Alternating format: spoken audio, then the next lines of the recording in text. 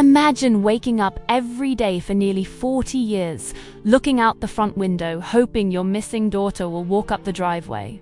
You refuse to move houses. You refuse to change your phone number. You are trapped in time. But what you don't know is that miles away, she is famous. Thousands of people know her face, but nobody knows her name. To the world, she is just an internet mystery, the Buckskin Girl. This is how a single drop of degraded blood and a team of rogue scientists gave a forgotten soul her identity back. Welcome to Medical Rounds. Our story begins on a bleak spring morning, April 22nd, 1981. Three passers-by are walking along a rural road in Troy, Ohio, when they spot something unusual in a ditch. It's the body of a young woman.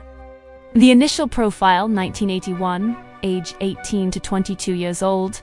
Physical features, 5'5", 130 pounds, beautiful long reddish-brown hair braided into pigtails, clothing, blue jeans, a brown turtleneck, and a highly distinctive, handmade Native American-style buckskin leather jacket with deep fringe.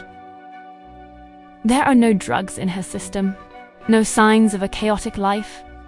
She had been strangled to death only hours before she was found, suffered a severe beating, and was dumped like trash. She had zero identification on her. Police assumed someone would recognize her unique jacket within days. Weeks turned into months, months turned into decades. She became one of America's most famous Jane Does. For 37 years, the case was cold. Traditional forensics failed completely. Her fingerprints didn't match any database. Her dental records led nowhere.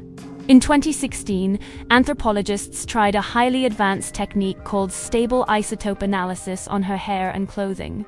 By analyzing the chemical elements trapped in her hair, scientists discovered she had traveled extensively in the months before her death, moving from the west to the south and finally to the Midwest. She was a wanderer, but without a name. Her map was useless. She was buried in a nameless grave. The only thing keeping her memory alive was a single, unrefrigerated vial of blood kept in a police evidence locker since 1981. Enter 2018. A non-profit group called the DNA Doe Project gets permission to try something revolutionary. Forensic investigative genetic genealogy. The odds are stacked against them. The blood vial is 37 years old. The DNA is highly degraded. Only 50% to 75% of the genetic markers are still readable. But they managed to upload what's left of her profile to GEDmatch, a public genetic database. The volunteers work around the clock, mapping out a massive family tree backward and forward through history. Suddenly, the algorithm stops on a match. It's a first cousin once removed, living in Florida. The investigators call the family. They ask a simple, devastating question. Did you have a relative go missing around 1981?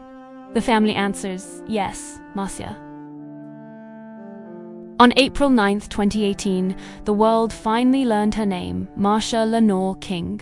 She was 21 years old when she was taken.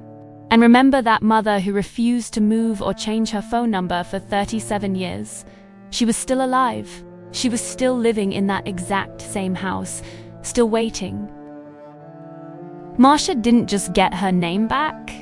Her case proved to the world that genetic genealogy actually worked for unidentified remains, paving the way to solve hundreds of other cold cases. Marcia's mother finally got the answer she was waiting for.